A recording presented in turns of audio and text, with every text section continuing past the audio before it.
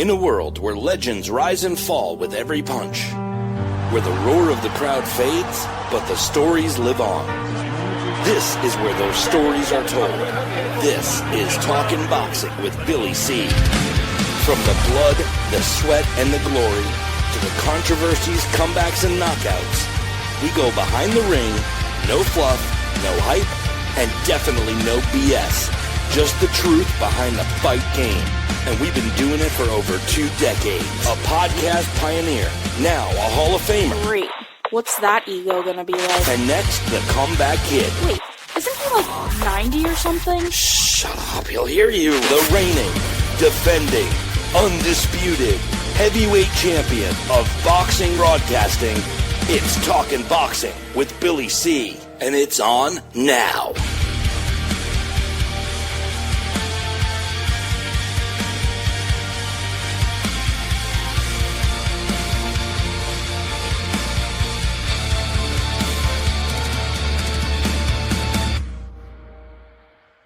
And we're coming to you live from the Billy C Studios in Lake George, New York. I'm Bill Calogero, and it's time for the Billy C Show. Good morning, good day, good evening. I hope you're doing okay today. Today's show is being brought to us in part by, you guessed it, my book, Tom Molyneux, From Bondage to Baddest Man on the Planet, is available right now where all good books are sold. And you can get a copy of this book right now while you're watching or listening to this very show. Just visit Amazon. And get yourself a copy. Today's show is also being brought to us in part by Classic Boats. If you're looking for a high-end boat, check out www.classicboats.co and start your dream boat now. And finally, today's show is being brought to us in part by the Florida Boxing Hall of Fame and their big weekend that I'm going to be part of. And I'd love to have you be there. It's a great class, a class of 2026. It's taking place in Florida, June 5th, 6th, and 7th. Best way to find out information is just go to their Facebook page and get all that stuff. I hope everybody's doing okay today. As usual, we got a busy show scheduled for you today.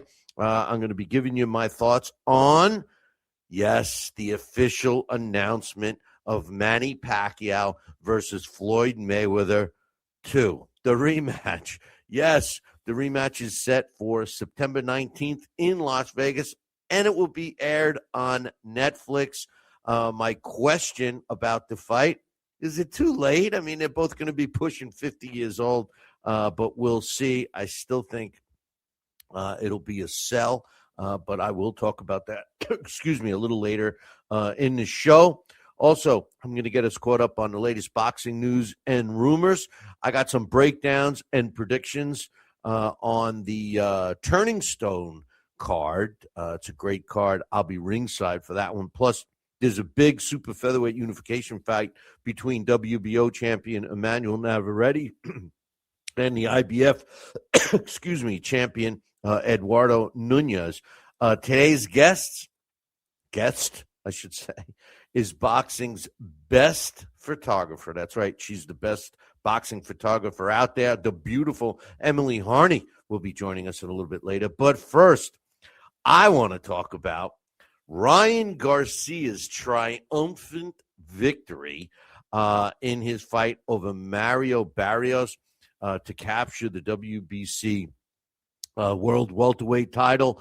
Look, if you missed the fight, you missed a great performance by Ryan Garcia.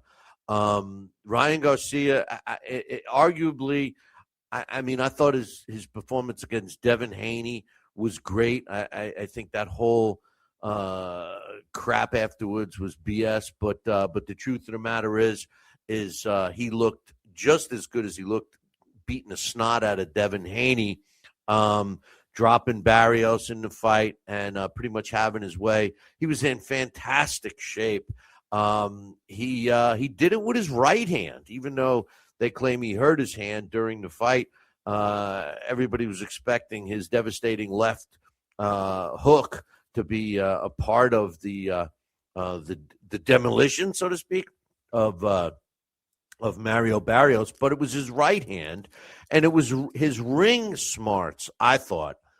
He utilized the ring He actually followed the directions of his corner, which featured his pops. His father was back in the corner, and very calm, very professional. If Ryan Garcia can maintain this persona, there's really no limit at what he can accomplish. But the best part about this fight is that I think that that Ryan Garcia, I think he deserves a lot of credit for looking and wanting to be in the biggest and toughest fights. I mean, he called out Shakur Stevenson right after the fight, which I thought was great. I liked that fight. To tell you the truth, there's several fights available to him. Not only the Stevenson fight, he's got the Haney rematch. Conor Benn could be another guy that they're talking about. Ryan Garcia seemingly has a lot of options on the table right now. How did the fight go? Well, it was a unanimous decision. Ryan improved to 25 wins, 3 losses, and a couple of draws with 20 knockouts. Mario Barrios loses for the third time in his career, 29 wins, 3 losses, and 2 draws as well, with 18 of his wins coming by knockout.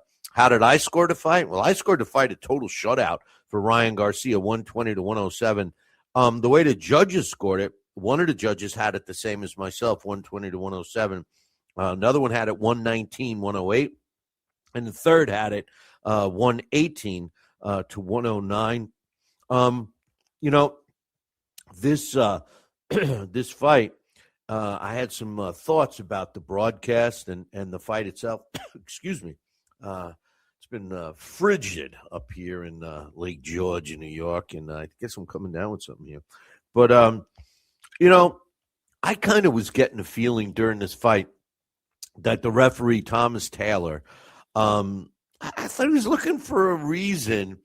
And I think if Ryan Garcia didn't dominate this fight the way he did, and judging by a couple of the scorecards, I mean, how could you give a round or two to Mario Barrios? I mean, there wasn't any rounds where he, in my opinion, not only landed more shots, but landed harder shots than Ryan Garcia. I thought it was easy to score 12 rounds to none, plus the 10-8 round.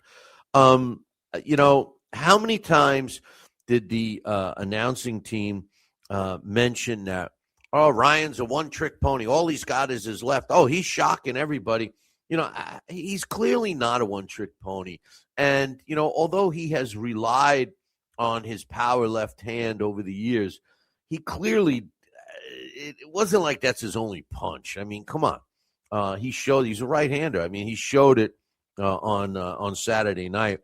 Another thing I noticed was Ryan was a hell of a lot smaller. And it's almost like I'm saying to myself, well, look, because Mario Barrios, to me, isn't a giant welterweight, but he certainly looked like one against Ryan Garcia. Now, maybe he's just one of those guys that can rehydrate and put on all that extra weight. But it seems to me that maybe Ryan Garcia should consider possibly fighting at 140. I don't know. There are a lot of fights for him at either 140 or 147. I'm looking forward to it. One of the things I couldn't stand about the broadcast was these cats were talking about the punch stats from the 4th round on. Do these guys really think that the majority of the fans that are watching these fights don't know what they're watching and need to be told who's winning the rounds by the punch stats? I mean, how many times do I got to say it? The punch stats are subjective. So, for these guys to do it, they either think that the audience is totally stupid and doesn't understand that they're watching what they're watching and what they're seeing with their own eyes, and they have to hear what the punch stats are to confirm what they think they're seeing. I mean, and if it's true, if we have, if all of a sudden now we have an audience of boxing fans that need to be told who's winning the fight by the statistics that are being recorded from a subjective point of view. Because remember, the only way that they could be considered, cut and dry statistics is if the human element was taken out, because you're getting an opinion. I also think that Ryan Garcia's performance really shows us all that, in boxing specifically, the mental aspect is 90% of it. I mean, look at the performances you've seen from Ryan Garcia over the years, specifically the last fight against Rolly Romero. He clearly wasn't in the fight mentally, and it showed. I mean, he got beat up. He wasn't throwing punches. This fight, he was mentally prepared. He was clearly, I think, in the best shape I've ever seen him. They had a calm, cool, and collective corner. He followed a game plan, and I was laughing at the announcer saying, "Oh, he's breathing heavy. He's already breathing heavy." And I'm like saying to myself, "Are you kidding me?" He wasn't. He has a habit of where it looks like his mouth is open. Not worse than Shakur Stevenson. Shakur Stevenson's going to get his jaw broken with the way he keeps his mouth open. But I thought it was comical because, in my opinion, Ryan Garcia looked like he could go another 5 rounds easily.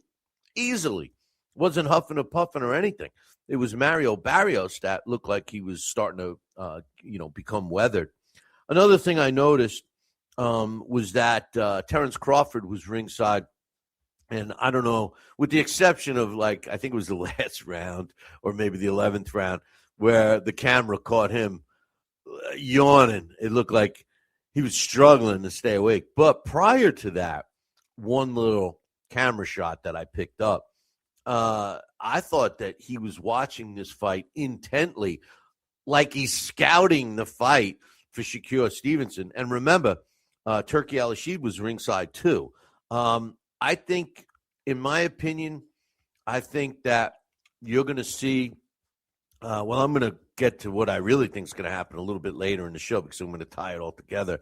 But I think you're going to see a big dollars thrown at Ryan Garcia to fight Shakur Stevenson, but you may be even seeing something a little more, like maybe a 2 or 3 fight deal worth big bucks for Ryan Garcia.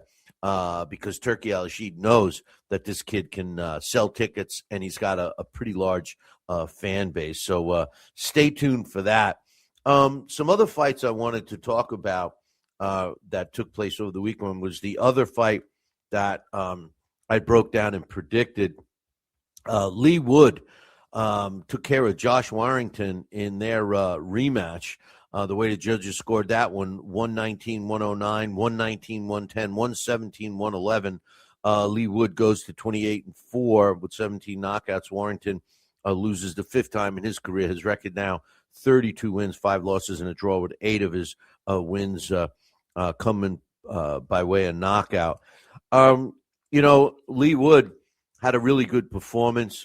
I thought that Warrington was trying, but I just think that Wood's accuracy and his jab really won the fight for him. It was an entertaining fight. But I'll tell you, the fight that I enjoyed even more than that one on that card was Bialy Fawaz, who was 37 years old, was taking on Ishmael Davis. And Davis was the British and Commonwealth super welterweight champion, and Fawaz was challenging him for that. And Fawaz was a character, he does some things that I wouldn't recommend if you're fighting a really top notch opponent. Not as bad as Ben Whittaker. Now, you guys know I love the UK boxing scene, but not as bad as Ben Whittaker, but along those lines. But I'll tell you something. I want to see this guy again. I want to see Bialy Fawaz again. He's the way the judges scored it. I remember, well, I don't know if you watched the fight, but it looked to me like like Ishmael Davis was winning the first part of the fight. But talk about running out of gas. He was the one breathing hard. I mean, really hard by the fourth round. And the way the fight ended up was exactly like that. Fawaz did not seem to slow down, and he picked it up from the second part of that fight and dominated. He didn't really have power to put Davis in any kind of trouble, knockout trouble. But he was definitely a nuisance, and he was definitely landing clean shots. The way the judges scored it, one judge had it even at 114-114. One had it 115-113, and one had it 115-114. I don't know how that score came around, but by winning by a majority decision, Fawaz improved to 11 wins, 1 loss, 1 draw, with 3 of his wins coming by knockout. And Ishmael Davis drops to 15-4, losing his titles in, I think it was his first defense. But interesting fight, entertaining fight. There were some other fights I just want to mention on that card. Hey, listen, in case you haven't noticed, I love these fights from Europe that are on the zone that I can watch in the afternoon.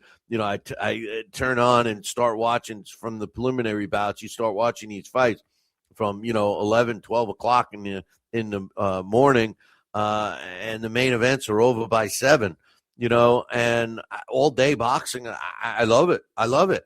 The fights that take place here in the States, they normally don't even, the main event doesn't even come on. I'm Eastern time zone, so they're not coming on till 11 p.m. at least. The big fights, sometimes they don't start until 1 in the morning. There was a heavyweight fight that it wasn't a great fight. It was a dominating fight. Dave Allen, who is a British fan favorite, he took care of the proverbial punching bag they put in front of him, Kareem Barajam. 2 knockdowns in the first round, and then Barajam's corner threw in the towel at 57 seconds of the first round. Dave Allen improves to 25-8 with a couple of draws and 20 of his wins coming by knockout. Barajam drops to 12-11-3. But the one thing I'm bringing up, and you're going to see David Allen again probably over fighting for a regional title over in England, or I should say a domestic title. But I tell you, the reason why I think he's so popular, and the reason why I think he's got such a big fan following, is he reminds me a lot. Now this is going to prove how long that I've been, bragging about the UK boxing scene. So for all the British boxing fans out there that happen to be watching or listening to this show, whether it be live or with the replays or even on the podcast, I think that David Allen reminds me of Martin Rogan. Remember Martin Rogan? The fans loved him. He ended his career 16 wins with 6 losses. But I loved this guy. I loved watching him. I mean, in December of 2008, he won a 10-round decision over Audley Harrison, which kind of put him on the map. In February of 2009, in my opinion, it was like a fight of the ages in England when he stopped Matt Skelton in the 11th round. He had a couple of back-to-back wars against Sam Sexton. That kind of started, him losing in 2009. He lost both by stoppage. He also fought Tyson Fury when Tyson Fury was 17-0 back in 2012. And then the last fights of his career, he was part of a couple of heavyweight tournaments, the Super 8 heavyweight tournament, and I also believe the Prize Fighter, the English version, he was part of that. His last fight was in 2014 when he lost to Michael Sproat. So, yeah, I think David Allen reminds me a lot of Martin Rogan. I wonder whatever happened to him. Another fight, there's another heavyweight to keep an eye on. He didn't have to hang in there too long on Saturday. Same card. I'm all talking about the same card, and that's Leo Atang. He's 19 years old, big guy. He's 5-0 now with 5 knockouts. He destroyed his opponent, Dan Garber, in the very first round. Garber now is 11-7 with a couple of knockouts. And there was also a really good female fight on this card. You know, I had the pleasure of meeting Clarissa Shields after she won the first gold medal, and she was such a sweetheart. We were doing an event on LDL TV for the women's. There was a women's boxing Hall of Fame event in Florida, and she was there. She was there as a guest, and you know, she was great, but she's not so great anymore, in my opinion. She's turned into just a not. You know what? Listen, here's the thing about boxing. All right, in boxing, and this is my hang up with Floyd Mayweather too. In boxing, you don't have to tell people how great you are. Your work proves it. Now, there's an exception to that rule, and that exception was Muhammad Ali. Muhammad Ali used "I'm the greatest" as part of his promotional shtick. Okay, so I give him a pass. Well, because it's Muhammad Ali, but you know, Floyd Mayweather's been promoting that, you know, he's the best, the GOAT, the this, the that, the beep, the pop, the boop, boop. And then Clarissa Shields is self-proclaimed the greatest woman of all time. I mean, come on. All right, no class. She's got zero class. I won't even watch her fights. All right, but there was a great female fight on this card, the Lee Wood and Warrington card. Her name's Sandy Ryan. She went down in weight, and she took on Carla Ramos Zamora in a really, really entertaining fight. At the end of the day, it was a close fight. Two of the judges had it 97-93 for Sandy Ryan, and one judge had it even 95-95. And I will tell you this, 97-93, that was kind of giving Sandy Ryan the benefit of the doubt because, you know, I know it's only 1 point, but 96-94 would have also been, I think the closest score actually was the draw, the 95-95. Zamora was coming at her for the whole time. It was a very entertaining fight. Okay, here we go. The big news. Floyd Mayweather Jr. is unretiring. Last week, we talked about Floyd Mayweather Jr. Fighting Mike Tyson. You know, everyone that I have spoken to about this fight, the Tyson-Mayweather fight, I've asked boxing fans, I've asked, diehard fans, casual fans, even non-boxing fans, what they think. Would they buy it? Are they interested? You know what the overwhelming answer was? No. I think that it's going to do piss poorly on the ratings unless they count just people that have the service, you know. But anyway, Mayweather announced that after the Mike Tyson fight, he is going to unretire. And not only is he going to unretire, but he's going to fight a real fight that's going to count on his record. So I started saying to myself, oh, geez, who's he going to fight? Who's he going to fight? Who's he going to fight? Next thing you know, the fight that makes the most sense for Floyd at this point in his life and at his age is the rematch with Manny Pacquiao. Now, of course, it's going to sell because the Pacquiao fans all still think that Manny – actually, there's a lot of Manny Pacquiao fans that think he won the fight. Okay, I'd be the first to admit that I was rooting for Manny Pacquiao to beat the snot out of Floyd Mayweather, but he did not win the fight. Floyd won the fight.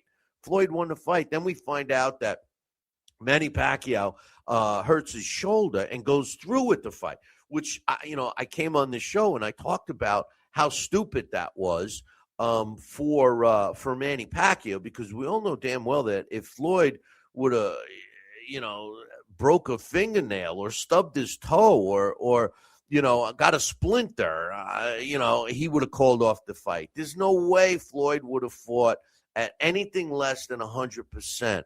And Manny made a big mistake. And his excuse was, I didn't want to let down the fans. I didn't want to let down the networks. Well, you know what? It happens all the time. This business, you're susceptible to having injuries and postponements, and everybody gets sick every now and then. But nonetheless, after all this time, they are going to have the fight. It is legit. It is signed, sealed, and delivered. It's taking place September 19th and will be on Netflix for anybody who has Netflix, which I think is good. Will it break the record? Probably, because there's a lot of people that still want to watch Floyd lose. Now, I haven't heard any official rules of the fight, other than it's going to be a sanctioned fight and it's going to fall under the normal rules. I'm talking about the Floyd Mayweather rules, what kind of conditions he's going to have and anything else. There's been some postings on social media, but as you know, I do not talk about stuff I see on social media because most of the time, guess what? It's bullshit. I try to talk about what I know is fact, stuff that's backed by fact, not rumors. If I'm going to talk about a rumor, I say it's rumored. But I have not seen any fact, confirmed rules, any special deals, like rehydration clauses. He can only wear this. They can can only have this kind of glove, that kind of glove, whatever. I'm looking and waiting for Floyd to try to dictate that. Now, the only thing that has come out is that Manny Pacquiao has said that Floyd initially, when they reached out, because obviously they've been talking about this for a while, right? And according to Manny Pacquiao, Floyd reached out and wanted to make it an exhibition. And Manny Pacquiao said, no, if we fight again, it has to be for real. So it is for real. Now, why would why would Floyd Mayweather risk his 50-0 record that he has built his whole persona around? Okay, now, for people that don't know, the 50-0 record was only supposed to mean anything in the heavyweight division. Why? Because Rocky Marciano retired at 49-0. So it was a dream of heavyweights coming up after Rocky Marciano to surpass his 49-0 record and become 50-0. Somehow, Floyd managed to manipulate and BS the public to think that he made such a substantial achievement by retiring at 50-0. And, oh, by the way, his last couple of fights, listen, no disrespect to Conor McGregor. I know he would kick the crap out of me, but he wasn't a boxer. And the Nevada State Athletic Commission approved the fight, and which I thought was a sin. They wouldn't approve a fight against Triple G and Jaime Munguia when Munguia was 25-0, and they wouldn't approve it. And their reason was Munguia wasn't as experienced as Triple G, and they were afraid that he might get hurt. But yet they let Conor McGregor step in the ring with Floyd. I don't know. But the truth of the matter is the 50-0 doesn't mean anything to him. And I think the main reason, well, it doesn't mean anything to me. It means it to him. My man coach in the chat room, Harry Greb, was 45-0 during 1 year in the early 1919. According to coach. I thought it was 1920, but it was just a different game. But I think the real reason Floyd is even considering risking that is he needs money, boys and girls. He's broke. Can you believe it? A man who made documented well over $1 billion. That's $1 billion in the ring. Okay. And he managed to piss it all away. You heard, we talked about this a couple of weeks ago, that he's suing Showtime for $300 million, claiming that they robbed him. That's from years ago. That's kind of a long shot. But there was a report that came out in the Business Insider before the lawsuit that was reporting and with fact that he was in some serious financial trouble in terms of listing creditors, et cetera, et cetera. So to me, that makes more sense. That's the reason that Floyd is coming out of retirement, because, quite frankly, both of them are too old to be fighting. Now, with that said, Manny Pacquiao just fought to a draw with Mario Barrios, a couple months back for the world title. So if you look at it that way, you'd have to think that Manny Pacquiao is more fight ready than Floyd. But then again, Floyd's fighting Mike Tyson, right? And he's also going to have from now until September. So it's a similar thing. When Crawford was beefing up, he took plenty of time to beef up. But in any event, Manny Pacquiao, 62 wins. His career record right now, 62 wins, 8 losses, 3 draws, 39 coming by knockout. And as I said, Floyd Mayweather, who's just turned 49 years old, is 50-0. So we'll see what happens with that. But a lot of people say, you know what? Hey, my man Max just popped into the chat room. Max, when are you gonna change teams, man, and become a Tide fan? He's a Georgia Bulldog fan. But I got to come down. You gotta cook for me. He posts all this stuff on Facebook all the time, and he always gets me starving. But in any event, the fight that people want Floyd to do instead of Manny Pacquiao is Terrence Crawford. Now, look, if Floyd, I've been watching and looking at a lot of stuff about Terrence Crawford and Floyd Mayweather, and people are finally starting to say, maybe Terrence is going to be higher on the all-time great list than Floyd. And many people believe that if the two met in their primes, that Crawford would win. I'm one of those people, and the only reason I say that, yes, Floyd has a great defense, so does Terrence. Floyd has hand speed, so does Terrence. Floyd can counterpunch, so can Terrence. But the difference between Bud Crawford and Floyd Mayweather is Terrence Crawford has a mean streak, something Floyd doesn't have. Floyd fights too cautiously. If the two met in the ring in their primes, Terrence Crawford would have beat him up. Now people are trying to say that Mayweather's got to fight Crawford now. They're both retired. It's only a 10-year difference. There's not much mileage on Floyd because he's cherry-picked and all these things. One side of me says, man, I would love Terrence Crawford to beat the hell out of Floyd. I would love nothing more than to watch that, okay? But, we can't have that. There's no way Floyd would have to be ready to have to be forced into living in a refrigerator box before he would take that risk. There's no way. I think Terrence Crawford today, if they fought like Floyd's 49 and TC is 40, 9-year difference. I mean, theoretically, a 9-year difference doesn't sound that much. Like, if you're talking about a 25-year-old fighting a 35-year-old, but a 49-year-old fighting a 40-year-old. Terrence Crawford, Floyd doesn't stand a chance with Terrence Crawford. Let's just end the conversation right there. Anyway, Floyd and Manny too.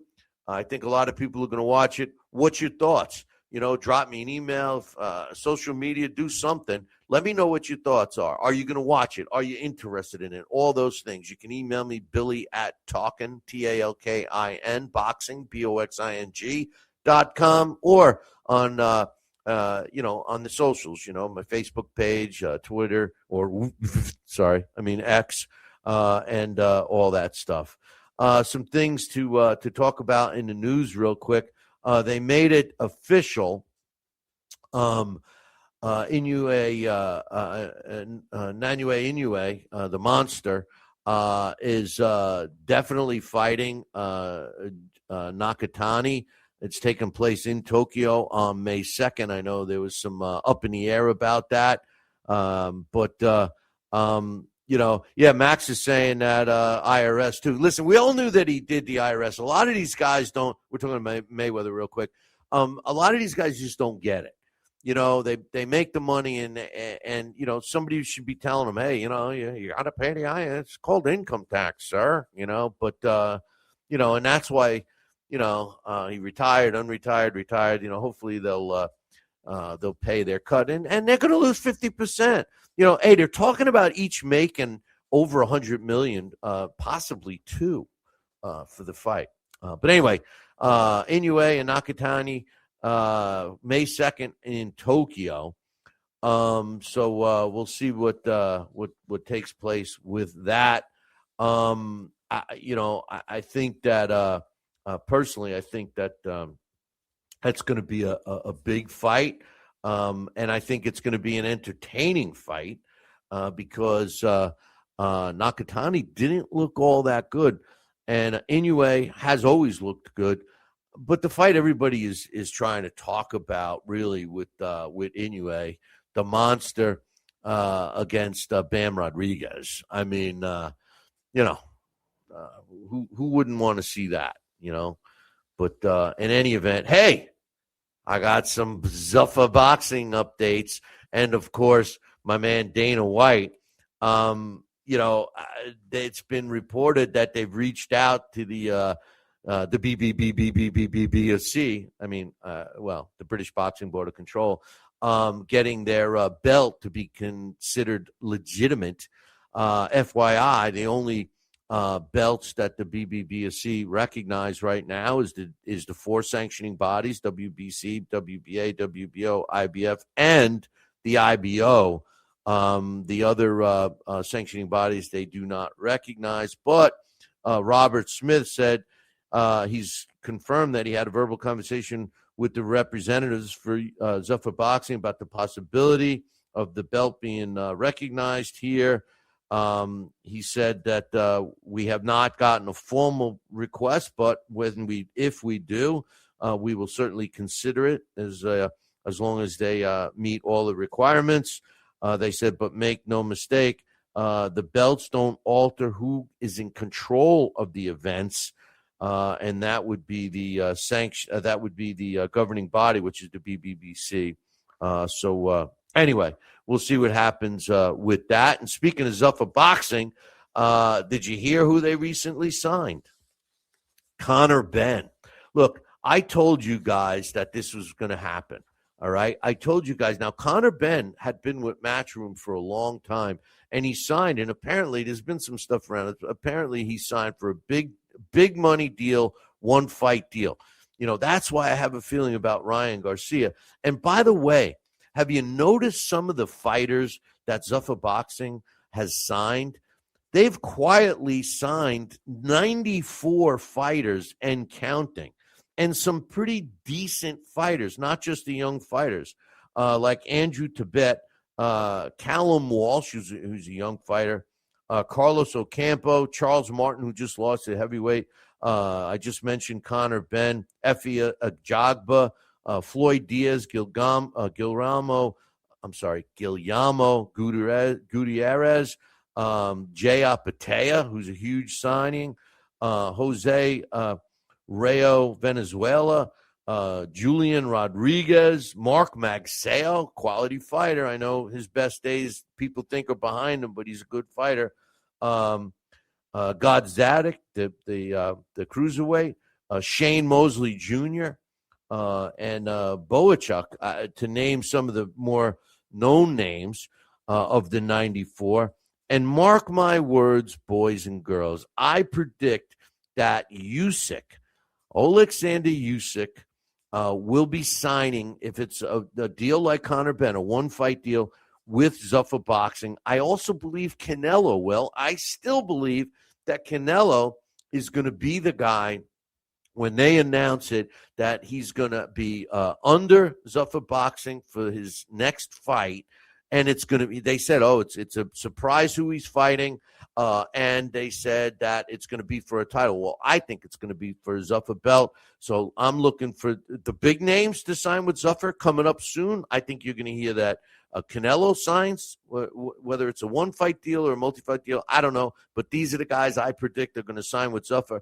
Canelo, Alexander Usyk, Ryan Garcia, and Shakur Stevenson. Okay, Shakur Stevenson. And don't be surprised if there's others too, because, they're already starting to revolt and refuse to pay outrageous sanctioning fees. And the whole deal that happened with Shakur Stevenson was kind of crazy when you think about it. My man Matt, what's up, Matt? He's in the chat room. I just, if you think about it, they said, oh, he didn't pay his sanctioning fee, but they stripped him of a different class, and he wasn't even fighting for their belt when he moved up. So that was crazy. They said he owed the money from the previous one. Hey, listen, if you're a sanctioning body and you're charging a fee, what are you giving these guys 6 months, 8 months, a year to pay? It should be part of the contract. And that's the other part of this that, boggles my mind, because, I promoted fights. I manage fighters. Usually if there's a world title, especially, when you're fighting, it's anytime when you're fighting. I know the state of New York is, all right. I know Nevada is. I know New Jersey is. When you're fighting for a title, it's broken down in the contract. And if let's say, a purse for a sanctioning body, let's say that they get a percentage of the purse, 2%, 10%, or if it's a flat fee, $1 million, whatever the deal is, it's going to be outlined in the contract, right? And, why wouldn't they get their money when the fighter gets the money? Are they waiting? Is it something so greedy that, how sometimes fighters, they'll fight for, X amount of guaranteed money, and then maybe they'll get a percentage of buys or views or whatever they're doing now with the way they're dealing with these streaming services. So they have to get those numbers in before they can get a total payout. So, but are the sanctioning bodies so greedy that they're waiting for that cut too? So they're getting a percentage of the total. I don't know. I'm not sure, but it seems kind of crazy to me that that these guys are able to not pay them to begin with. If you sign a contract and you're signing that you're paying this sanctioning body out of your purse, then there should it should come out of the purse, and the commission should be policing that. Now, if it's a separate contract, and every time I've ever been involved with a world title or any title for that matter, it's always been outlined. So nobody was ever saying, oh, and when I did it, the fighter never had to pay it. When I promoted fights, I paid the sanctioning fee, or another promoter did, if we were challenging for a belt. So, it's very surprising to me that they do that, to be honest with you. So, I'm not sure what the thought is, but I do predict that you're going to see those guys sign in with Zuffer. You mark my words, Usyk, Canelo, Garcia, Stevenson, they're going to do it. I wouldn't be surprised. Hey, I told you guys about today's guest. Well, here she is. In my opinion, and in most, boxing's best photographer, the beautiful Emily Harney joins us right now. Emily, how you doing, girl? I'm great. How are you? Oh, I'm doing well. I think it's been about 6 years to the day since I've been on this show. What is it, 6 years? I think 6 years. I think it was right before COVID. Oh, man. Well, I'll tell you, I was thinking of you. I think of you. But, today, knowing that you were on the show, I was thinking of all those times we woke your butt up so early in the morning.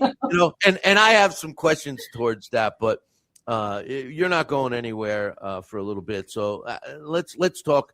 And all kidding aside, you are, in my opinion, the best photographer. I've seen some great shots that you've taken, and every time I see a really good boxing photo, I always see your name on it. I'm like, oh yeah, of course, I it's that. appreciate that. Thank you. You've been taking these shots for a long time. You've been in the business for a long time, and I wanted to ask you, how has it changed in terms of the cameras you're using? I remember the first time I met you, you had this, huge camera. So how has it changed?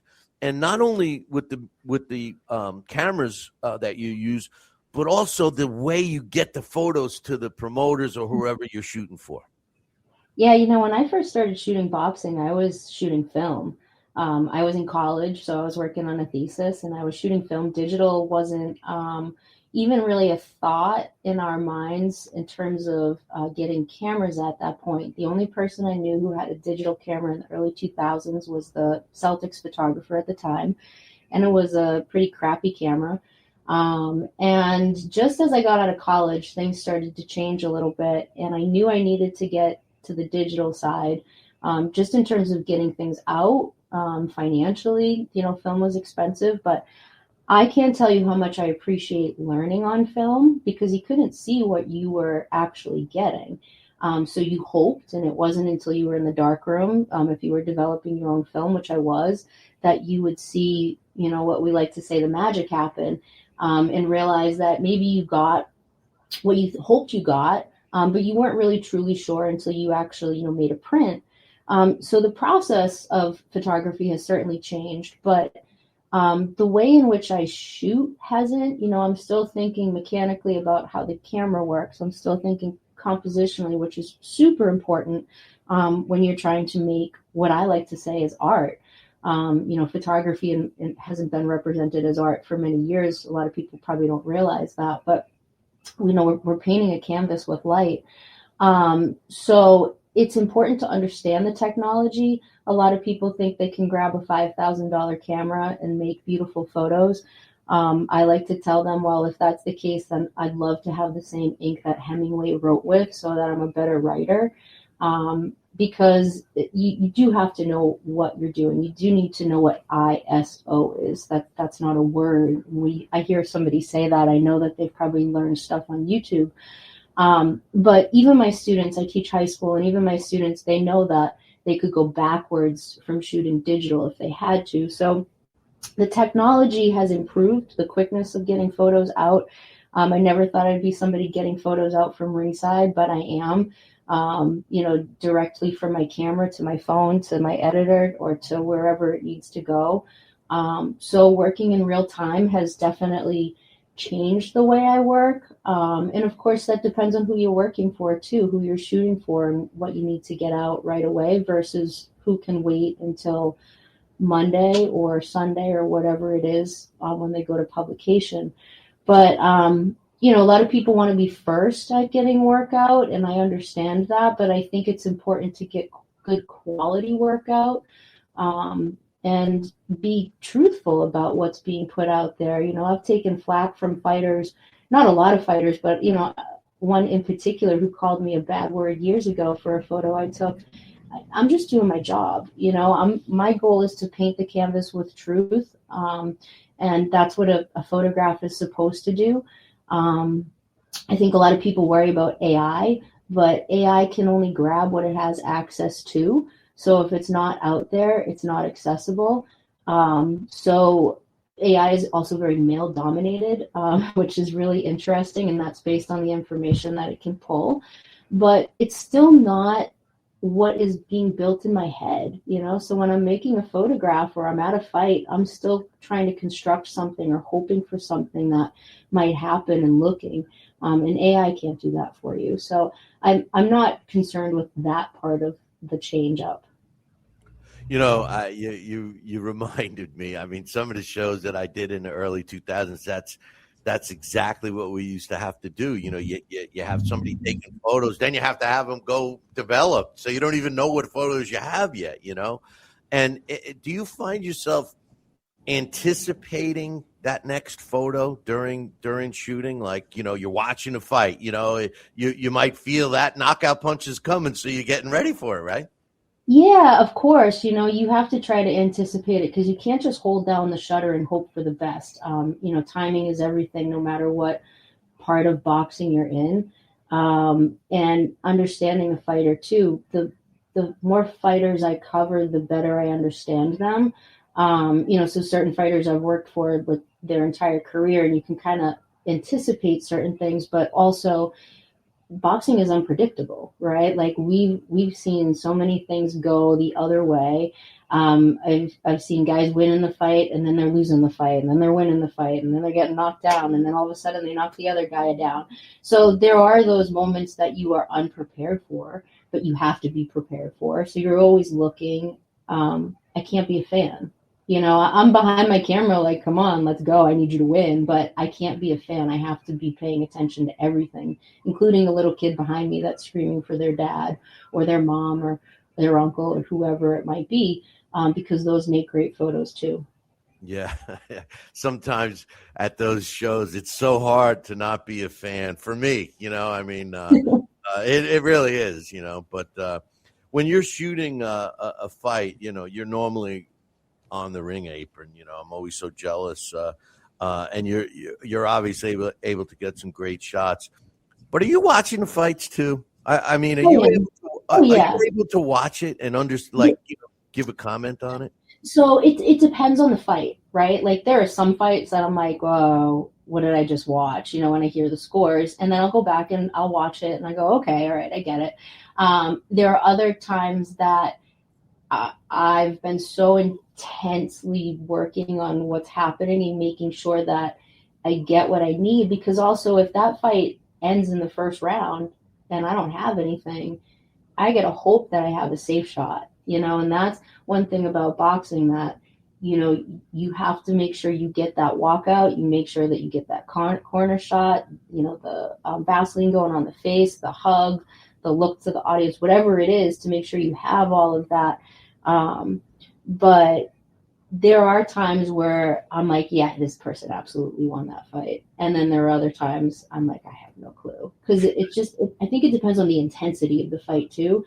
And also sometimes if I'm working for the person, I want to make sure that I give them the best of what I can.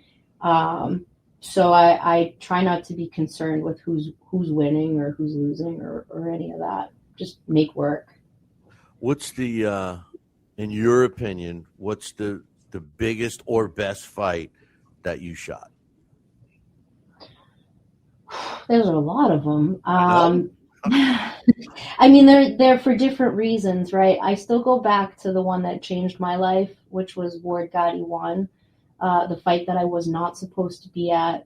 When I went to the gym probably a month before to drop off photos, I had finished my thesis. Both Mickey and Dickie were like, "You're not coming? What are you talking about? Like, of course you're coming to this fight. Just put in your credentials, show up to this fight." And I did, and I'm glad that I did, because that fight, it changed how I looked at boxing. It changed how I looked at the camaraderie of fighters, even though their friendship hadn't budded as much as it did, you know, in the future. Just to see what those guys were able to do to each other and still withstand and then stand up and hug it out at the end, right?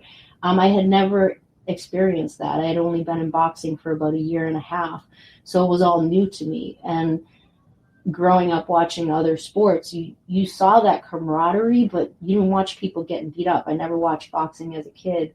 So to see these two men go in there and beat the pants off of each other and hug it out at the end was a beautiful thing to me. So that fight is still, you know, it looms in my mind. But Taylor Serrano, the first one, being in the Garden and hearing the Garden roar like that, just as a female who's been in boxing for 25 years, you know, boxing, I can name 3 promoters right now back in my early days who said women's boxing will never take off. every one of those promoters right now are promoting women in some way, shape, or form. And they were absolutely wrong. And, you know, that the way it sounded in the garden that night was like, I mean, for me, like I was just there to shoot it, right? I can imagine for the two of them and all the other women on that card, all the women that came after them. I mean, that was amazing. The fight itself was amazing too, but just to hear that. Oh, I know. There's nothing like going, all sporting events. I tell people all the time there's really nothing like boxing, I mean, and I always throw in, and you got to be ringside, I mean, because that's a big difference too, and I've become a boxing snob, like, hey, I got tickets. It's okay. But I will say, like, as a photographer, sometimes, and I love being ringside, but it's a different perspective from when you're in auxiliary. A little less pressure in some respects, but also a different vantage point. That's when I find myself watching more of the fight versus ringside. So if I'm in auxiliary, I get a better idea of who won, believe it or not, because I think I can watch it a different way. You know what? I don't mean to interrupt you, but that makes so much sense because of what I always say about judges, right? And whether people realize this or not, normally Emily is stationed in a spot. She gets a spot ringside, right? So just like a judge who's got his spot, and you're watching the fight from that viewpoint, sometimes you don't see what you may see if you were on the other side in the other spot, So I would imagine that shooting from an auxiliary, which generally is further away, not, ringside, that you would be able to see the whole fight almost like you're watching it on TV. Yeah, absolutely. I mean, obviously there are still things that you don't see, but you do get a cleaner idea of what's landing. That's what I always find fascinating. I'm listening to people around me like, ooh, and I'm like, oh yeah, that didn't land. That went right. Exactly. I'm not saying today. He missed that like 9 shots. That's why I hate punch stats, because you got some guy sitting there that may be scoring a punch that did not land or was blocked or. And I think that's important too to remind, I always remind fans, like the fighter isn't the one judging this too. You know what I mean? Like, don't get on the other fighter for winning. Like, they didn't make the decision. They just went in there and did their job, and the judge saw it wrong. Sorry. You and I have both covered a lot of Jimmy Birchfield's cards over the years. And, I love Jimmy, and he's one of the few grassroots promoters left. I mean, in our area here, I mean, you got Jimmy, you have Joe DeGuardia, right? Used to have a bunch in the New England area. I call Bobby Hitz a grassroots guy as well. Can boxing survive without guys like them? No, you need those guys. I think I listen to people go, oh, Zuffa this, Zuffa that. You still need the small guy. Even if you look at what UFC has done, right? You still need these MMA local promoters to keep these guys fighting. And then they get called up to the UFC and they fight on a UFC card. Maybe they win, maybe they don't. And then they're back fighting around here on a local MMA card and whatnot. You still need these small guys. Like everything else, every few years we get something that comes into boxing. Maybe it works, maybe it doesn't. I'm on the fence about all of this. I think there's potential there, but I think as you start to see it work for some fighters and not work for other fighters, as it does when they sign with big promoters all the time, it still comes down to what do you do as the fighter? What are you investing in yourself? Because as great as it is to sign with Zuffa, did they do PR on you? Did they hit up your local news? Are they doing that every week? No, probably not. Just like every other promoter. So you as the fighter still have to invest in yourself. You still have to grassroots yourself. And that's not just on social media. That means that you have to hire some PR. You have to invest in photos. You don't get to just steal them. But, the reality is I hate to say this, but you kind of have to be like a politician, and I've said that before, I think, on this show. You have to like market yourself, but again, off of social media as well, because your local news is still there. Your local news is still important. Get you on television. We have 4 or 5 local news stations around here. Every once in a while, you see boxing. And that's because somebody has a good PR person, probably by the name of Bob Trieger, who's great out here. Little plug there for him. But in all seriousness, that's how you get your name out there. You look at the guys like Mickey Ward who are still relevant. It's a tribute to what their PR team did for them back in the day, because their names still come up. There are still local reporters that have been around for a while. There aren't many of them, but there are still staff reporters who will cover boxing if they know about it. But you have to kind of give them a shell, right? They need like some sort of PR to go off of. Oh, okay, here's this new group putting out a show. You still got to do that kind of stuff. It's great that you sell out, but you still have to promote your fighters, and the fighters have to get out and market themselves. All right. 2 things. First of all, Bob Trieger, the best, man. I love Bob. I got to get him back on the show. Yeah, you do. He's right down the street. He moved to Salem. He became a Salem witch a few years ago. It's amazing. I know, but he, last time I saw him at a show, he was like, yeah, I don't really go to the shows much anymore. I'm like, well, what am I going to see? He's got guys all over the place. So no, I know. The other thing is I'm prepared. I mean, I have a list of questions, and you just jumped ahead, okay? Because I was going to bring up. You must be. I was going to bring up Zuffa boxing. So now you opened up a can of worms, because yes, it is, and it was exactly what I was thinking. A segue from the Jimmy Birchfields, okay? Now it's a different animal, and this is what I think. That and this is no knock on grassroots promoters, because I believe that they will survive. I just don't think there's enough of them left, and I think the sport has made it that way, because without Jimmy and the guys I mentioned, Jimmy, Bobby Hitz, and Joe DeGuardia, they have a nucleus. They have people that back them, and they can afford to do these shows. Not every small promoter does. And without any other revenues coming in, if you have to actually go out and sell tickets like Jimmy does, it's hard to survive. So with that said, all the other promoters have tried, and the sanctioning bodies have tried to emulate that UFC model, right? Because of the success. Now, with Dana White, I think Zuffa boxing is going to be good for the sport. I think the promoters will all be able to work together. I think the odd people out are going to be the sanctioning bodies. And for the purists, I think what's going to evolve are better fighters, because the protection of the fighters won't be as obvious. I mean, look at the heavyweight Moses Aituma, right? They're already putting him in the Hall of Fame. He's got one fight against a notable guy that people question. They question the validity of the fight. Yeah. I mean, I'm just calling it like it is. I mean, at least with Zuffa boxing, at least what they're saying is going to happen is that they're going to be climbing the ladder. So, like in a sense, number 8 guy's got to fight number 7 guy. If he wins, he moves up the ladder, So at the end of the day, when you get a champion who's fought some fights, lost a couple, he's up there now, he's going to be a damn good fighter. Today we see champions, they got 12, 15 fights, and they're not that good, Emma.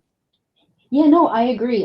Since I've come into boxing, I don't think I can count anymore how many sanctioning bodies we have, and even to the point some days I hear it in school, and I'm like, did you just talk about a sanctioning body? Like, what were those 3 letters you just said? And, it's the same letters, but it means something totally different in education. But, we talk about the alphabet. You mean acronyms? Like, acronyms. Oh, that's funny. Acronyms that some people think are words too. So we have become a little maybe sanctioning body happy. And one of the things I've learned over the years is how easy it kind of is to start a sanctioning body. Or get a belt.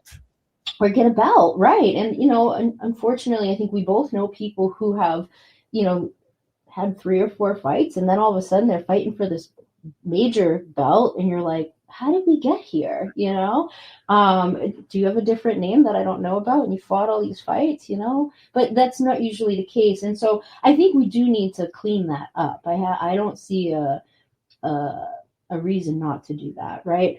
I think what people start to get nervous about is one entity, right? And moving everything out of their space. You lose your local shows, your local fighters end up fighting in Vegas. Why do And you think why do you think they would lose the local shows? no, That's I'm saying that's what I think people fear with Zuffa coming in, that they're just going to wipe everything up, right? And it didn't happen with MMA when UFC came in, because you still, like I said, you still need those smaller guys to continue those shows, to build the smaller guy, right? If you have a guy coming out of the amateurs, Zuffa isn't going to necessarily sign him right away. Maybe he will, maybe they will, maybe they won't. But you got to build that fighter. Do you have a ticket seller? Do you have a kid that can even really fight? You don't want to just be signing people left and right based on, who they've either fought in the amateurs or, just a couple fights in. You want to see what they can actually do. Is it a fluke thing? And can you continue to sell tickets? Because you still need people to come and see them, right? Like, as much as Vegas is maybe filling the seats right now, I'm not really sure. I can't really get a look at the crowd there.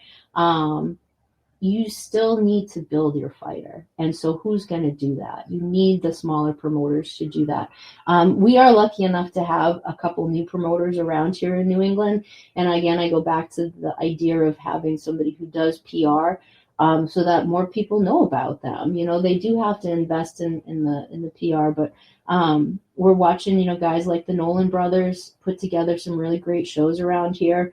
With local guys, and starting to build up, where you see that, is it number 8 in Massachusetts fight the number 7 in Massachusetts. So, you're seeing those good fights kind of come about, where we're not calling people in from who knows where to come and, take a fight, and we get to see 19 seconds.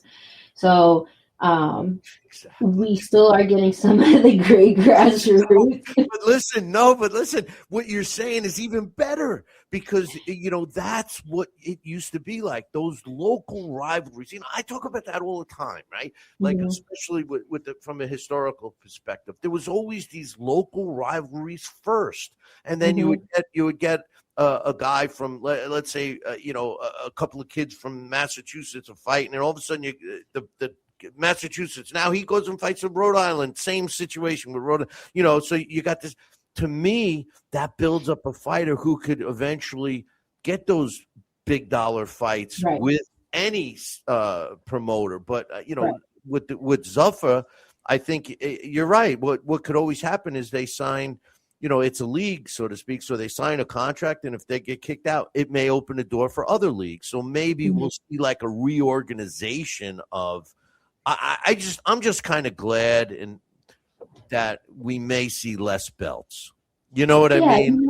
Yeah, 100%. I still think it's important to have sanctioning bodies. You look at the history of boxing. It's important to identify who those champions are, and if you want to have a couple belts, trying to unify it. But do we need 19 belts? No. Do we? And when you do have 19 belts, those guys aren't fighting each other. You see the girls fight each other more often, which is wonderful, because they seem to, yeah, sure, let's fight. But with the guys, and again, no knock on them, because I think it comes down to negotiations and business, and what's on the table and who's paying for what, and why am I paying a fee for this? So there are questions there too, but we don't need 19 belts. 3, 4. Yeah, but don't forget, each one also has an interim, also has a a recess champion. Okay, so Floyd Mayweather, Manny Pacquiao is having a second fight. It's happening. Floyd's going to be pushing 50. Both of them are pushing 50. What's your thoughts? I'm not going to even put you on the spot with Mayweather Tyson, because I know how you feel about that. Because I know how I feel. But Mayweather Pacquiao, what do you think? Both of them supposedly have, exhibition fights they need to get through first, right? And then we need to get to September, if those exhibition fights are really happening for both of them. You know Yeah, that. but it seems that Manny is fighting a real. They're both exhibitions, right? They're They're both both not going to exhibitions, risk right? it. But one, Floyd fighting Mike Tyson, but we all know Mike Tyson has admitted, "Hey, I'll take the money. I don't care." Sure. Just don't You hit know, me in some spots. yeah. Well, no, they're not going to let him hit. He's not allowed to hit. You'll see him chewing up his gloves again. But No, but I just remember returning to work after the first fight and people saying, "You work in boxing and I spent that much money on that fight. Can I get my money back?" And are we gonna get the same thing again? Like, and I don't know, like make the undercard amazing, then great, I'm on board. But I don't see that happening. Um, yeah. Yeah, it was definitely the fight was the first one was definitely first of all it took place 5-6 years too late then, Right. and it was anticlimactic. I did an event for that fight, and it was there were actually people in there, and I still hear to this day that. And I will admit, I was rooting for Manny Pacquiao, but he didn't win the fight. Floyd won the fight, and Yeah. there's people saying, "No, Manny won," but. Anyway, They must have been sitting in the tent with us. well, it's the same thing when Floyd fought Connor, right? We did an event down south, and there was a guy in there, and for some reason I lost access to my own chat room here, and there was there's a guy in there that was there. I know, Max, if you're still in there. But anyway, they had a guy at the place that was taking bets. He was taking whoever would bet him. He wanted Connor. Like it was the whole crowd was filled with MMA guys, all actually thinking that Conor McGregor was going to beat Floyd. But lastly, Emily, you were part of this show when we were on 5 days a week. We had a lot of fun back there, and back then, I should say, today, and, I was on networks and all of that stuff. Today, there's tons of shows out there. Without naming any, what's your thoughts on the shows? Because in my opinion, there's not really any good shows. It's like the way I look at trainers. We have rah-rah men today. We don't have real trainers that – we actually saw that in the what was it? What fight was that? Where he was getting no instruction in the corner. Seen that quite a few times. No, a lot, but this was a high profile. I think it was the Ortiz fight. I think it was Shakur Stevenson. Yeah. Yeah. I didn't watch the fight after. I was at the fight, but I didn't watch it afterwards. And I do remember somebody commenting on that. Yeah, I think it was that one. But anyway, I know that there's a ton of shows out there, and I know there's a lot of people talking about boxing. But I don't think they really know the sport. What's your thoughts? Yeah, I think some people are great at talking. I think they can, pull information from what they find online and go, okay, I can talk about that, and I can, work the camera and whatnot. It's like good weathermen, and weatherwomen, they can work the green screen, but they have no idea what's really happening out in the forecast. This isn't a green screen, I don't see any weather there, so I got you. It's all good. You don't see the images. No, we're cool. No, but I think it's important to not just talk about big fights, right? Like I always hear people go, "Oh, I cover boxing," and "Oh, I'm a boxing this and I'm boxing that," and I'm like, "Oh, what shows do you go to?" "Oh, the big ones." But you live in a city that, and I'm talking about you, I'm just saying this particular people, they live in cities where they have shows every weekend, and they're not big shows. And I said recently to somebody, you don't have to be at a masterful show to make a masterpiece. There are incredible fights that happen in a lot of the smaller venues that I think are important for people to go to, so you really understand how this operation works, first of all, I think there are a lot of people who cover boxing who don't know the business of boxing. And I think there are a lot of fighters who still don't know the business of boxing. You know, I always tell fighters when they ask me, like, what's your advice? Know what's going on in your own career. Don't rely on the people that are in your corner to do all your work for you, because you should know what's on the table. You should know what's being offered to you. And I think good reporters should also know that as well, you know, because when you do show up to those, I hate to call them smaller shows, but they are smaller shows, right? The club I call them shows. club shows. Club Yeah, shows. club shows. You learn so much about boxing. You learn about the history of boxing. You get to sit next to people who have been there for 60, 70 years. You know, there's a couple guys, Jimbo Curran is one of them. I sit next to him any chance I get to talk boxing, because I feel like I'm sitting in a history class and I don't even really have to ask questions. He just shares. And that's a beautiful thing to me. But you don't always get that at the bigger shows. And I think, again, what you see for a lot of boxing coverage is big shows where people are kind of missing the mark of how did these people get here, you know?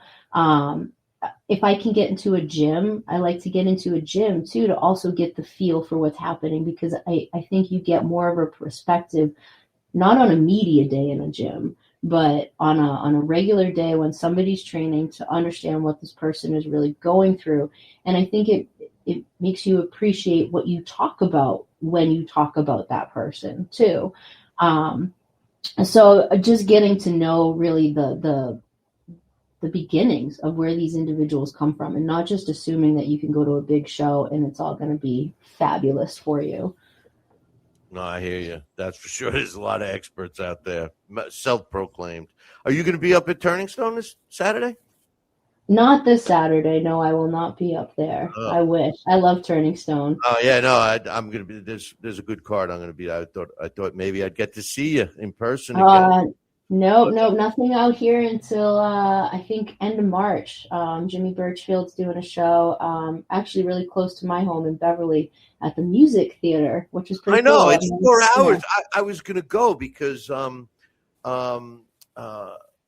geez, Amalia Yes. Moore, Yes, Amelia love her. Moore. She's going to be on the show. Yep. Before that, She's awesome. yeah, no, I love her. She was great. She was actually on the show, and now I think she's fighting for a title on that card. Yeah, I think you're right. And I wanted to go, but I punched it up. I'm like, man, that's 4.5 hours from me. You know, it's like 4.5 hours, but you get to drive to Emily Harneyville. We can go to the Anka. We can have some good fish. If Glenn Feldman is in town, he'll go to the Anka with us and have some good fish. Maybe a I'm a lobster. steak guy. I'm a steak guy. You can get a steak at the. You know, the thing Anka. is I was talking. I'm like, all right, is there any place close, like, a nice, like, I like, I'm kind of wimpy. I like nice hotels. I was like, is there a place? Maybe I will take a ride. So it's not etched in stone yet, but listen, we can get you into having the dinner sounds a little better. We'll get you to the Hawthorne Hotel in Salem. We won't put you on the haunted floor. Yeah, that's right. The last time you were telling me about Salem, you were telling me all about the haunted stuff. People come from all over to see. Yeah, I don't know, but anyway, we'll take care of you if you decide to come up, Billy C. I will. I definitely will. Emily, thank you so much for coming on, and we got to have you back on again anytime you want. Just let me know. Thank you. Appreciate it. All right, man. Be good. I'll see you soon, ringside. You too. Thank you. That's Emily Harney, boxing's best photographer, and I'm not kidding. If next time you see a photo on the internet or anywhere, look and see who took it. I guarantee you're gonna see Emily's name. All right, the card I was talking about Saturday. It's taking place. It's a Manny Pacquiao. We've been talking a lot about Manny Pacquiao. It's a Manny Pacquiao promoted fight at the Turning Stone. It's a pretty good lineup of some. Good young up-and-coming fighters. But I'm going to break down and predict the co-main and main event.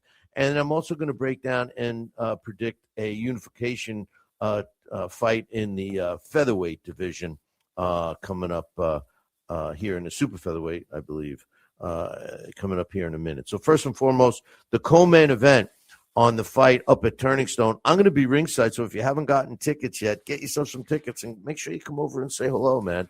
I'll be there for sure, and I like to get there early, so I'll be hanging around the casino for sure. Probably eating or drinking. Bryce Mills is taking on Tobias Green. Bryce Mills is a somewhat local fighter out of the Syracuse, Liverpool area. He is a super lightweight, junior welterweight. Big. If you see him live, you would think he's a middleweight at least. He's got a record of 20 wins, 1 loss. 7 of his 20 wins come up by knockout, which is kind of surprising because if you ever see this guy fight, every punch that he lands, I mean, they were bad intentions. They thud. They do everything a power puncher does, except his opponents don't react like they got hurt too much. He's only 24 years old, 5'8", an orthodox fighter. The computer ranks him at number 62. He's not ranked anywhere else. His last 2 fights were against okay opposition. He stopped Aaron Aponte on June 6th in the very first round, of last year. And he got a 10-round decision over James Bernardin in October 30th of last year. All in all, Bryce Mills, he can fight a little. He's entertaining. He's got a huge following, but he's been very, very carefully and safely moved. And with that said, he steps in with Tobias Green. Tobias Green has a record of 12 wins, 3 losses, and a draw, with 4 of his 12 wins coming by knockout. Of his 3 losses, he's never been stopped. He's fought, let's just say, less than okay opposition through his career. He's an inch taller, 5'9". He's got a 73-inch reach. He's not rated because he hasn't fought in a year and a half. And his last fight was about a year and a half ago, and it was a 6-round draw against Andrew Rogers, who was at that time 8 wins, 12 losses, and a couple of draws. Throughout his career, I only see 2 wins that I would refer to as decent wins. In June of 2024, he won a 6-round split decision over Jason Velez. And in October of 2023, he had a first-round stoppage over Juan Carlos Pena. When I look at these 2 fighters, considering Tobias Green has been out of the ring, at least professionally, for over a year and a half, and Bryce Mills is going to be fighting in front of a hometown crowd. Bryce Mills in this one. We'll see if he can get a stoppage. Green is a tough guy, so I'm not so sure. The main event is a regional type title. I don't know what's on. The international title is on the line. Lorenzo Parra is, and it's in the featherweight division. Lorenzo Parra is 23 wins, 1 loss, and a draw, with 17 of his wins coming by knockout. He's 31 years old, 5'7". He's got a 71-inch reach. The computer ranks him at number 98, but the WBO has him at number 15. He's not ranked anywhere else. He's not rated anywhere else. Any of the sanctioning bodies, ESPN, the Ring Magazine, or even the IBO Top 100. He's got a 73, almost 74% knockout ratio with his 17 knockouts.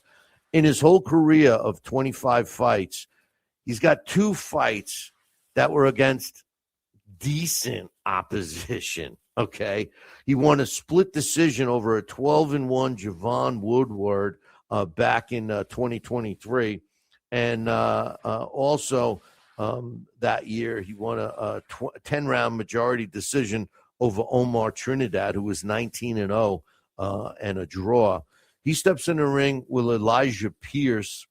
Elijah Pierce is 21 wins, 17 knockouts, and he's got 2 losses. He's never been stopped. He's got almost an 81% knockout ratio. He's a southpaw, 5'8". The computer sees him at number 9. The WBA has him at number 2, as does the WBO. He's not rated with the IBF, the WBC, the Ring Magazine, or ESPN, but the IBO's computer, their top 100, has him at number 8. His best wins it really was his last 6 fights, and those were in 2022. Juan Carlos Pena, he stopped him in 2 rounds. In 2023, April of 23, he beat Tremaine Williams by a 10-round unanimous decision. In October of 23, he stopped Mike Plantia in the 3rd round. He beat Arthur Villanova by a stoppage in the 4th round, which was a pretty big win. In March of 2024.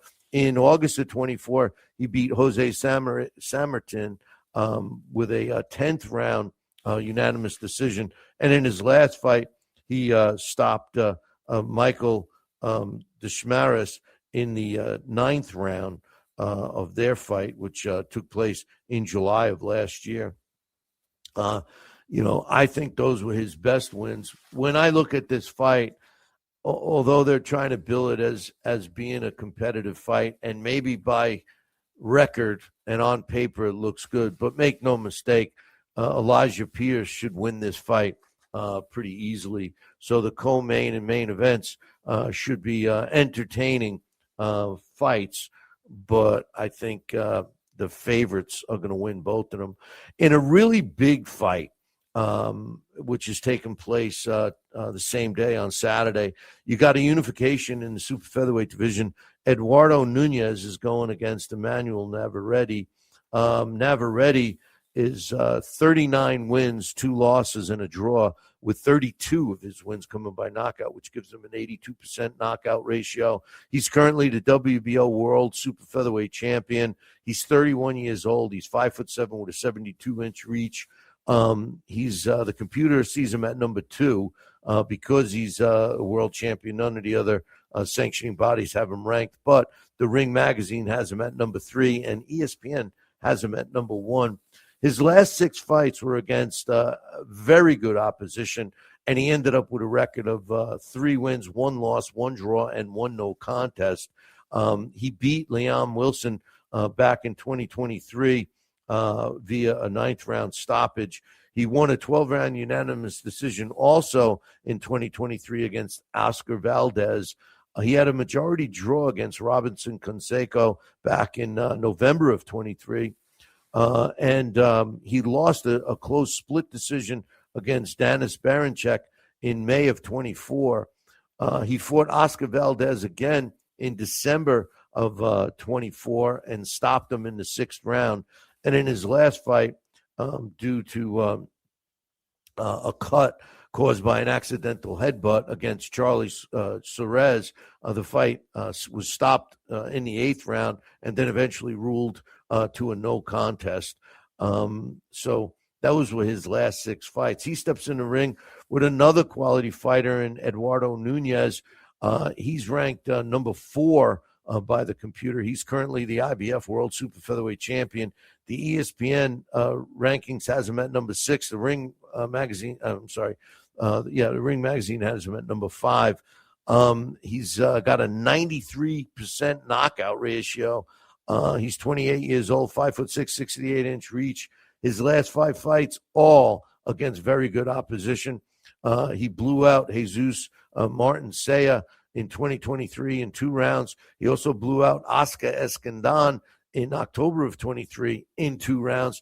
He knocked out Miguel Maragay in the 6th round when he couldn't continue in August of 20. I'm ready to get TKO'd in August of 2024. And in May of 2025, he won a unanimous decision over Mansouri Rikishi. And then in his last fight, he won a 12-round decision against Christopher Diaz-Velez. Very tough fight to pick. You got your knockout puncher in Nunez and Emmanuel Navarrete. I'm kind of siding with Navarrete in this one. I just believe that his experience is going to carry him through. I think over the length of his career, even though his last 6 fights weren't as glamorous as Eduardo Nunez's last 5, I'm picking Navarrete in this one. So those are my picks. Next week, we're going to have my man Mike Silver on, and that's going to be a show you're not going to want to miss. Mike Silver is a historian, great guy. I'm sure we're going to be talking a lot of history next week, but specifically we're going to be talking about his new book, When in Doubt, Stop the Bout, so you're not going to want to miss that one. Hey, listen, boys and girls, thank you very much for tuning in today.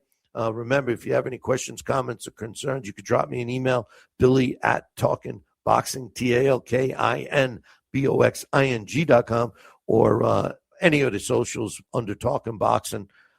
Join our group on Facebook. Follow us. Subscribe to the podcast. Subscribe to YouTube. Subscribe to Rumble. We are trying to get a better presence on Instagram. We do have a page, so go on over there and follow us there. Anyway, make sure you tune in next week. Same bat time, same bat channel. Until then, I'll leave you with this. Ciao, baby.